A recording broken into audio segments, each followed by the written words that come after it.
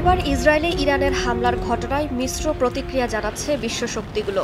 একই সঙ্গে গভীরভাবে পর্যবেক্ষণ করছে কোন দিকে মোড় নেয় পুরো ঘটনা। পশ্চিমারা আগের মতোই পাশে রয়েছে ইসরায়েলের, অনেক দেশ আবার রয়েছে কৌশলী অবস্থানে। এক্ষেত্রে দক্ষিণ এশিয়ার শক্তিধর দেশ ভারতের অবস্থান কিছুটা উভয় সংকটে। নয়াদিল্লির সঙ্গে ইরান ইসরায়েল উভয়েরই কৌশলগত সম্পর্ক রয়েছে, গুরুত্বপূর্ণ ভূরাজনৈতিক স্বার্থ।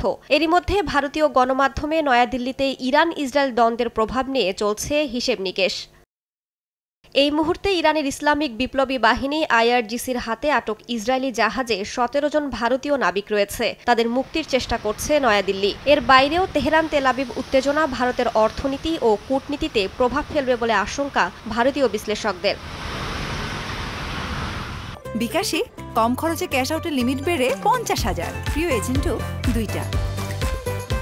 ইসরায়েল ভারতের অন্যতম অস্ত্র সরবরাহকারী, প্রযুক্তি ও কৃষি ক্ষেত্রে দেশটির গুরুত্বপূর্ণ অংশীদার। অন্যদিকে ইরান ভারতের তেলের উৎস এবং মধ্য এশিয়া ও আফগানিস্তানে প্রবেশের একটি গুরুত্বপূর্ণ পয়েন্ট। গত কয়েক বছরে দিল্লি তেহরান সম্পর্কের কেন্দ্রবিন্দু ছিল চাবাহার বন্দরের উন্নয়ন, যা পাকিস্তানের গদর বন্দর থেকে মাত্র 200 কিলোমিটার দূরে অবস্থিত। চলতি বছর জানুয়ারিতে ভারতের পররাষ্ট্রমন্ত্রী S জয়শঙ্কর তেহরান সফর করেন। এ সময় উভয় পক্ষই চাবাহার বন্দরের জন্য দীর্ঘমেয়াদী সহযোগিতার প্রতিশ্রুতি দেয়।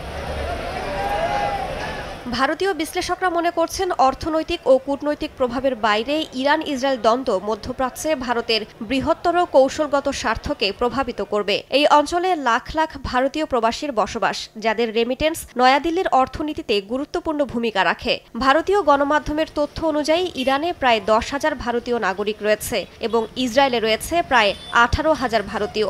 সব মিলিয়ে ভারতের সামনে এখন এটি একটি চ্যালেঞ্জ বলে মনে করছেন অনেক পর্যবেক্ষক। রাইসা জান্নাত, সময় সংবাদ।